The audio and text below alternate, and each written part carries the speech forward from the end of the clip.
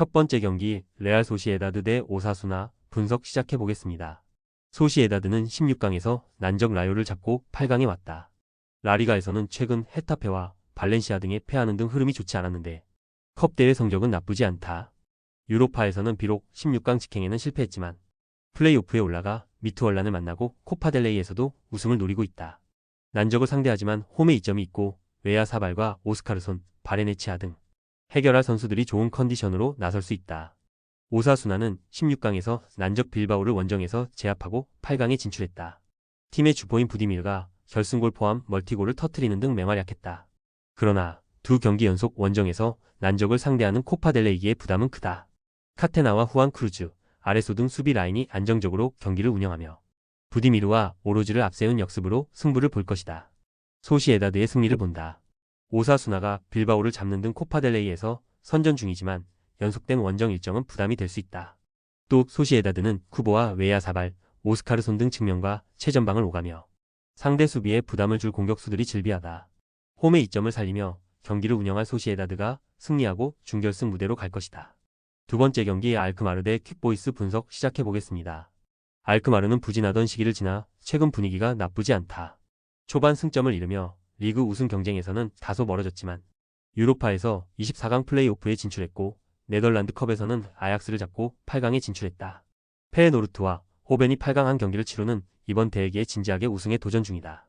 3위로 주볼레전이 있긴 하지만 홈 연전 일정이기에 로테이션을 크게 돌리지 않을 것이다. 퀵보이스는 이번 대회에서 가장 놀라운 팀이다. 2라운드에서 에레디비지의 중위권 팀인 시타르트에 승리한 데 이어 16강에서는 헤렌벤에 승리했다. 트위데 DBC에서 2위를 달리고 있는 팀이라고는 해도 3부 수준이기에 대단한 결과다. 그러나 8강에서는 강팀인 알크마르를 원정에서 상대해야 한다. 시타르트와 헤렌벤에 승리할 때는 홈에서 경기를 소화했었다. 알크마르의 승리를 본다.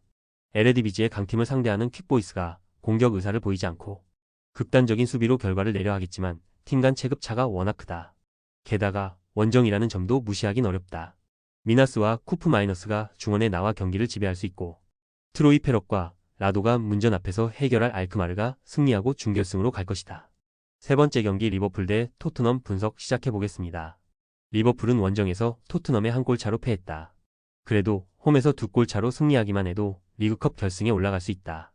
FA컵에서도 4라운드에 올라있고 챔스에서는 16강에 전체 1위로 올라가는 등 이번 시즌 페이스가 매우 좋다.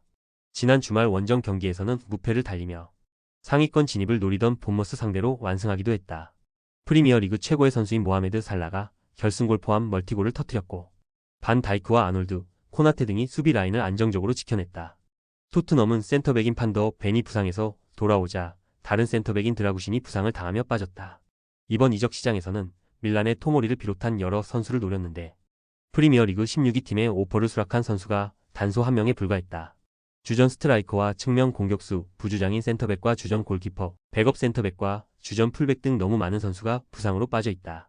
리버풀의 승리를 본다. 토트넘은 판더 벤과 그레이 페드로, 포로 등이 수비 라인을 유지하며 무실점 경기를 하려 할 것이다. 그러나 비수마와 베리발 등이 나설 중원에서 흐라벤 베우와 메갈리스터 등이 패싱 게임을 저지하기 어렵고 스펜스가 살라와 디아즈의 측면 침투를 저지하기 어렵다. 리버풀이 홈에서 승리하며 결승에 올라갈 것이다. 네 번째 경기 발렌시아 대 바르셀로나 분석 시작해 보겠습니다. 발렌시아는 하부 리그 팀을 잡고 16강을 넘었다. 그러나 리그에서 강등권에 처져 있기에 바르샤 상대로 홈에서도 전력을 다하긴 어렵다.